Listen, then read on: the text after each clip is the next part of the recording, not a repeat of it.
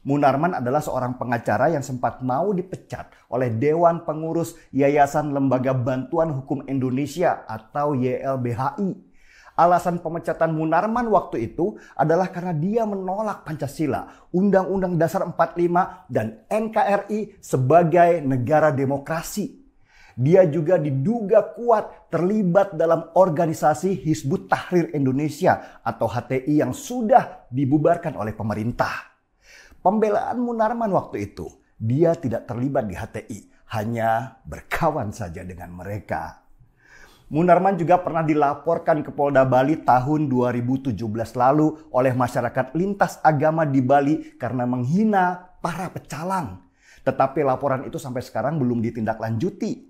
Dan perlu Anda semua tahu, Munarman pernah masuk penjara di Depok tahun 2007 lalu karena dianggap menyerang seseorang dan karena kepemilikan senjata api dan bahan peledak ilegal.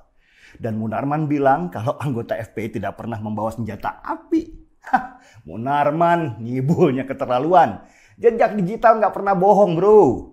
Dan tahun 2015 beredar foto dan video Munarman di media sosial ketika dia berbayat kepada ISIS, organisasi kejam yang tujuannya untuk mendirikan negara agama di seluruh dunia. Begitu banyaknya dosa-dosa Munarman yang mengerucut pada satu benang merah bahwa Munarman sejatinya adalah orang yang punya ideologi militan untuk mendirikan negara agama di atas negara Republik Indonesia. Ini seharusnya sudah lama menjadi bahan dari kepolisian untuk menangkap Munarman sebagai salah satu dalang permasalahan intoleransi dan radikalisme di negeri ini. Dan ketika diplomat Jerman dengan sembunyi-sembunyi datang ke markas FPI, Munarman juga yang ikut menyebarkan berita kalau kasus matinya 6 orang laskar FPI sudah menjadi sorotan internasional. Pemerintah Indonesia lewat Menteri Luar Negeri meminta Kedubes Jerman untuk mengklarifikasi berita datangnya diplomat Jerman diam-diam ke markas FPI. Kedubes Jerman pun sesudah dipaksa baru memberikan jawaban kalau mereka ke markas FPI untuk mencari informasi jalur demo yang dilakukan oleh FPI. Ini jawaban yang aneh. Kok cari informasi jalur demo bukannya ke polisi, tetapi malah ke FPI? Apa hubungannya Jerman dengan FPI?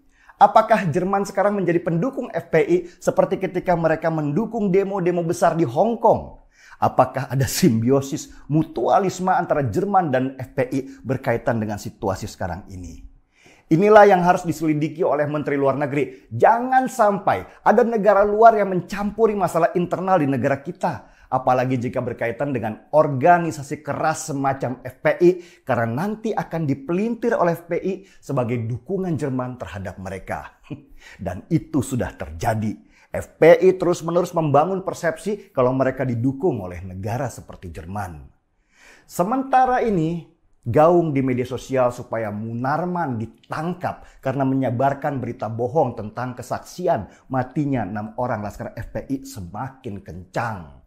Orang sudah banyak yang muak dengan segala kebohongan dan kekerasan yang dilakukan Munarman dengan begitu bebas. Apakah Munarman akan tetap bebas dengan aksinya atau polisi sudah berani untuk menangkapnya?